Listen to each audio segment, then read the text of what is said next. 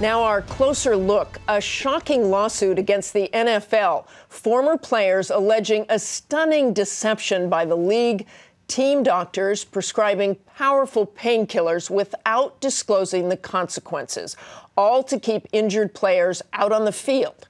Our experts here to weigh in, USA Today columnist Kristine Brennan and former NFL player ESPN's Mark Schlereth. Mark, I want to start with you. You played 12 seasons in the NFL, 29 surgeries. What was your experience with how the team handled painkillers? Well, first and foremost, I take personal responsibility for everything that I put into my body. And the teams that I played for, both in Washington and Denver, I had a great relationship with my athletic trainers and also with my doctors. And I knew the consequences of what I was putting into my body. They made those things aware to me. And there was also restrictions. Could you get pain pills? Could you get, if you were injured? Certainly. Could you have a Toradol shot? Certainly. But the consequences of those drugs were made very apparent to me. And there was a gatekeeper aspect to those doctors that say you could only have this if you're injured, and you can only have this for a certain amount of time.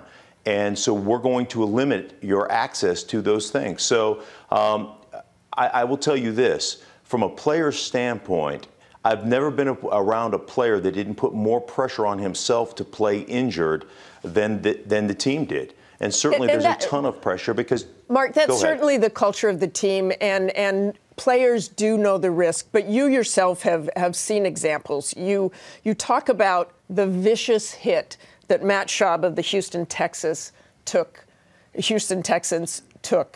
The doctor says he did a concussion test, and he's back in the next series.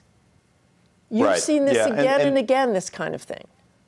Certainly, and there is a conflict of interest, and I don't think it's a mandate from the NFL for doctors, team doctors and teams to deceive their players, but I certainly think that that's a team-by-team basis, and in that particular hit, from the doctors that I have spoken to, it is absolutely impossible to conduct a thorough investigation or a thorough concussion test while guys face down on a football field. Kristine? So those things are league issues, and they need to be addressed. So there is a certain conflict of interest that goes on to, are you protecting players, or are you protecting the team's best interest? Which is exactly what I wanted to ask Kristine. What do you think there? What do you make of these allegations? Martha, these allegations ring true. I think what we're hearing from Mark is an exemplary story. Mark had a great experience in the NFL.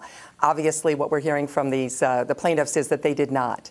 And as I said, it rings true. I've covered the NFL since the 80s. I don't know anything per se. I don't know for sure. But I do know this, that the team would keep, in Washington especially, would keep injury information from the reporters. I would have to call a player in a hospital room in one case to find out what was wrong with him. Is that wrong? We don't know. But Mark is telling us a good story of his personal experience, and that's wonderful. But I think we have to listen to this. And with the concussion story and the concussion lawsuit, Martha, and now this is bad news for the National Football League. I want to switch gears just quickly, if I could, and move to the Redskins. 50 senators signed onto a letter calling on the Washington Redskins to change the name of the team. Let me get a quick reaction from both of you. Kristine, I think I know what you're going to say. Does this make a difference? This is big news. It sure does. It's big news. The news is continuing. There is kind of a cumulative effect here, and I think this is a name that will change in the next few years. It's going to have to, because public opinion is continuing to grow against the Washington NFL team nickname. And Mark, quickly from you, is it time to change the name? Yeah, it is time to change the name. There's no question. If you research the history of that name, it's a pejorative term. And it needs to change. I mean, you would never go into a conference of Native American people and walk up in front of them and refer to them as Redskins. It is a derogatory term. That's its origins, and it is time to be a leader from the standpoint of the NFL. High schools across America have changed their names. The NCAA has implemented policy to change those names. Why has the NFL shuffled its feet on this? I don't know, but it's time to change. Thank you very much. Thanks for all your insight on all of this.